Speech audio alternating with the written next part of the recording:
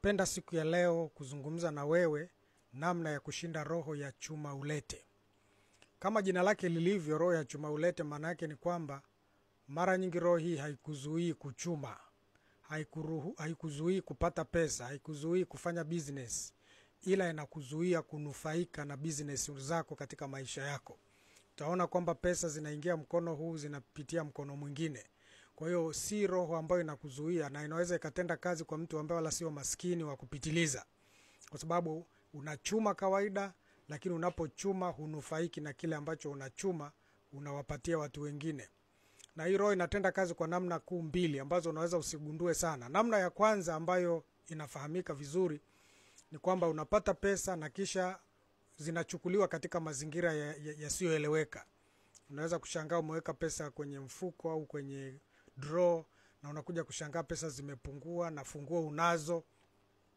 Hii inatokana na mambo mbalimbali ya watu ambao wakati mwingine wanakuja, wateja ambao wana roho za kukuchukulia mali zako au fedha zako. Wanakuja na 5,000 asubuhi, anakuambia basi kama change huna baki nayo. Kwako watu wa namna mbalimbali ambao wanatenda kazi kwa namna hii. Kwa hii inaweza wengi tunaishangaa pia ikitokea kwa namna hii, kwamba pesa zinapotea katika mazingira ya kutatanisha, na mara nyingi unaweza hata ukawachapa sana watoto wako, lakini kumbe hizo pesa zimechukuliwa kwa namna hiyo ya kichawi. Lakini namna ya pili ni kwamba unapata pesa, alafu kila unapopata pesa au mshahara au faida au chochote, yanatokea matatizo yanayolingana na pesa hizo. Maana yake ni kwamba unajikuta kwamba hunufaiki na hizo pesa ulizozipata. Kila ukipata pesa inatokea misiba, magonjwa, uko unahitaji mambo mbalimbali, na unaweza ukaona kwamba ni mambo yasiyokwepeka, lakini ukweli ni kwamba swali la kujiuliza ni kwa nini ukiwa huna pesa mambo hayo hayatokei? Kwa nini yanasubiri upate pesa ndipo mambo hayo yatokee? Kwa hiyo ni njia ya pili ambayo wengi hawajaigundua sana, kwa sababu inakuchukulia fedha zako katika namna ambayo unaona kama ni majanga ya kawaida tu ya maisha. Lakini swali la kujiuliza ni kwamba kwa nini kunakuwa na pattern fulani? Kwa nini ni kitu kinachojirudia mara kwa mara katika namna fulani ya wewe ukipata pesa panatokea jambo fulani, panatokea kuumwa? Kwa nini inajirudia hivyo mara kwa mara? Kama ingekuwa ni mara moja tungesema imetokea tu, tunaweza tukasema coincidence. Lakini kwa nini kwako kila ukipata pesa lazima patokee changamoto? Maana yake ni roho inayokuzuia usiwe na maendeleo katika maisha yako. Iliwahi kutokea hata nyumbani kwetu zamani, nikamshauri mpaka baba yangu, kila akitaka mpango wa kutaka kujenga nyumba nyingine ya nzuri kuliko ile tuliokuwa nayo ya miti ya zamani, ilikuwa mama anaumwa. Kwa hiyo tukagundua kabisa kwamba hii ni roho ambayo kila kukiwa kuna jambo jema unataka kufanya, panatokea kikwazo fulani cha kuchukua zile pesa zipinde zifanye kazi nyingine. Kwa hiyo pia ni chuma ulete. Kwa kama nilivyoanza kukueleza kwamba chuma ulete haikuzuii kuchuma, haikuzuii kufanikiwa katika miradi yako, haikuzuii kupata mshahara, haikuzuii kulipwa, lakini inakuzuia kunufaika na baraka zako. Unakuwa wewe jasho lako wananufaika watu wengine badala ya wewe mwenyewe. Sasa ufanyeje? Yako mambo mengi, lakini nataka nikushirikishe machache tu. Jambo la kwanza, usiwe na vitu vya shetani nyumbani kwako, mwilini mwako na kazini kwako. Mara nyingi sana watu wengi hatujagundua kwamba ingawa hatumtaki shetani, wakati mwingine tuna vitu mbalimbali ambavyo tunavyo ambavyo vinamkaribisha shetani. Na shetani yeye haji kwa busara yoyote. Yeye akishakuwa na kitu chake kwenye maisha yako, akishakuwa na alama kwenye maisha yako, huwezi kumfukuza. Atakufuatilia tu kila wakati na kukutesa. Kwa jaribu kufanya utafiti, kuchunguza vitu ulivyo navyo kwenye nyumba yako. Usikae na sanamu, usikae na vitu mbalimbali ukasema amini mtu wa Mungu. Tuna tabia moja ya kusema kwamba vitu mbalimbali tuvitakase. Na alishawahi kuambia watu kwamba vinatakaswa vitu ambao vina uhalali lakini vimechafuka, vinaoshwa. Lakini hata wewe mwenyewe kuna vitu huvioshi wala huvifui tena. Vimefikia kiwango ambacho hakifai kutumiwa, unaviteketeza, unavichoma kwa sababu si vya kufua tena. Kwa hiyo huwezi ukatakasa kinyesi. Kwa hiyo kuna vitu havitakasiki, vitu hivyo vinatakiwa kutupwa. Kwa hiyo angalia nyumbani kwako, unaweza ukaona kwamba ni kitu cha kawaida tu, lakini kuna vitu ni milango. Kuna mtu alikuwa na kalenda nyumbani kwake, kila mara anakemea, naomba, anavunja kazi ya shetani, lakini anaona vita zinaendelea. Akagundua kwamba kumbe hiyo kalenda ina picha fulani ya jini, ina picha fulani inayomkaribisha shetani, mpaka alipoiteketeza. Wengine wana midoli fulani iko mezani inaonekana kama ni mizuri tu ya kumsaidia, ni kama pambo. Mtu mmoja alipoomba siku moja kwa uzito, akashangaa ule mdoli unatikisika. Kwa unaweza ukawa umekaribisha vitu umevichukua baharini ukafikiri ni pambo fulani tu nyumbani, lakini inawezekana kwenye mwilini mwako kuna vitu umevaa.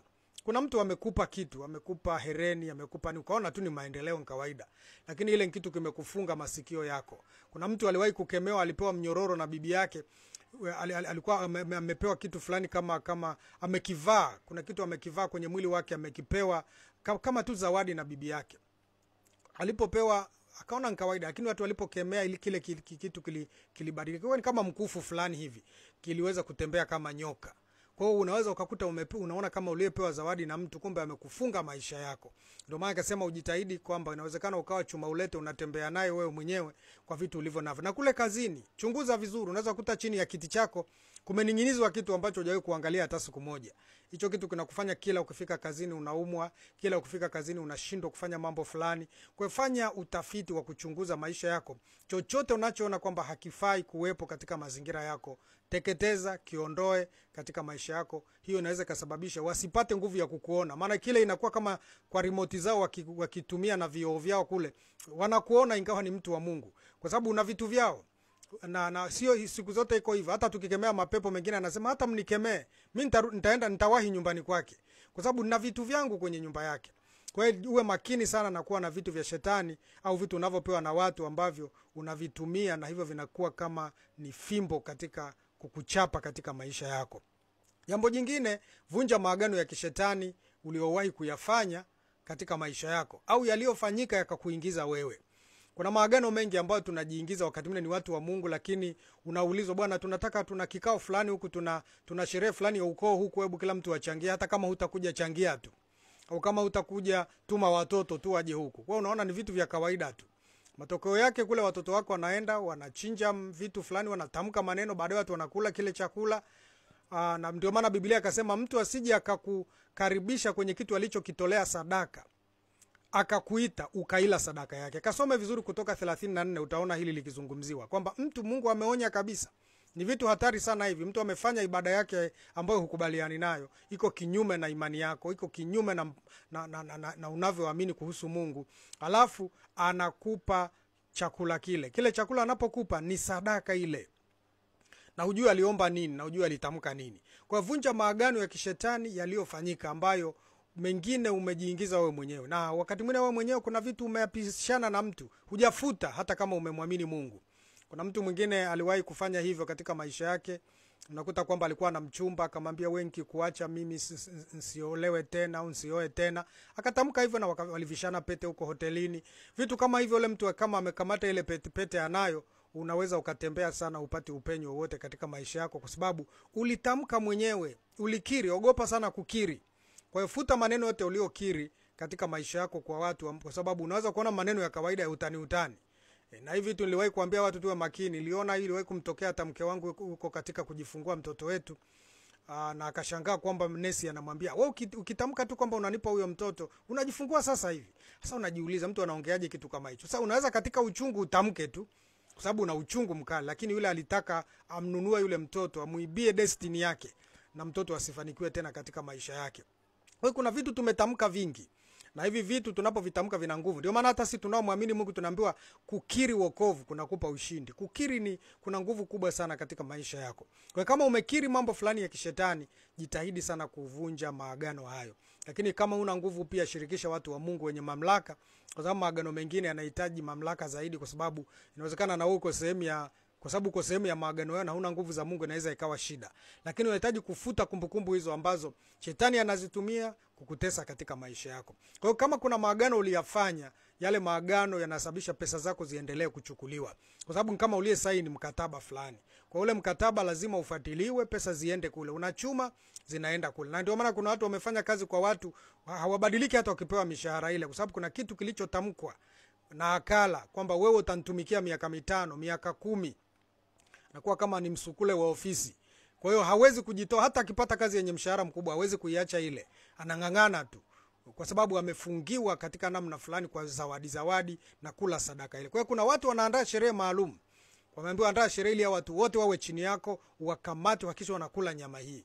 wewe unaona ni kawaida. Kwa hiyo hilo ni jambo la msingi pia la kuelewa kwamba inaweza ukachuma na kuwapelekea. Lakini jambo jingine ni usifanye kazi na mtu mwenye maagano na shetani.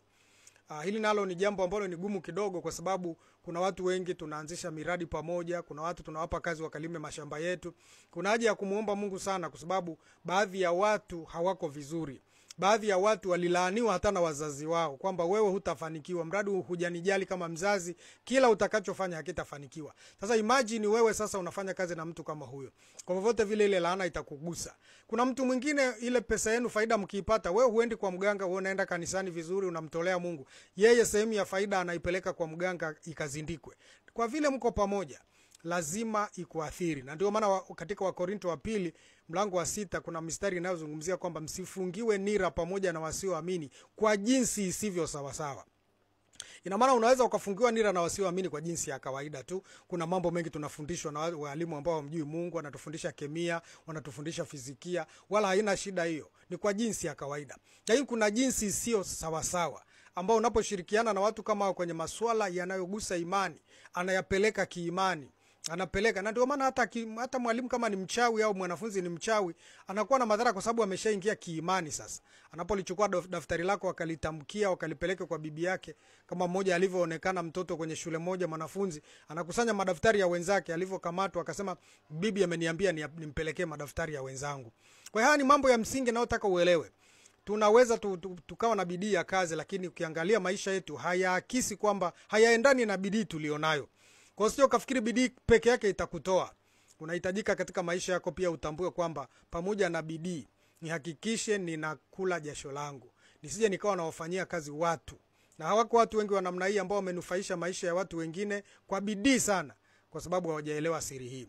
Nimependa kukueleza haya mambo machache ya kusaidia. Yako mengi, lakini yanaweza kukusaidia katika maisha yako, kwamba si swala la kupata kazi nzuri, si swala la kuwa na biashara nzuri, si swala la kupata pesa tu.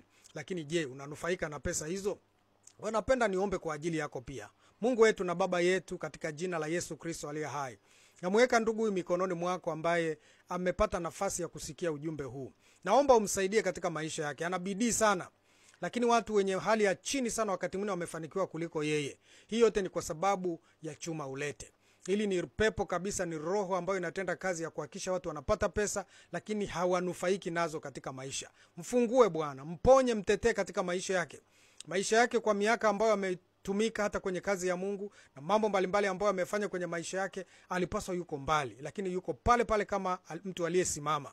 Kamsaidie, kamtoe katika hali hii, ili kwamba aweze kuona hatua katika maisha yake na aweze kukuinua wewe. Familia yake ione faida ya kazi anazozifanya nyingi, ambazo zinaonekana kama anayewafanyia kazi watu na hakuna matokeo yoyote katika maisha yake.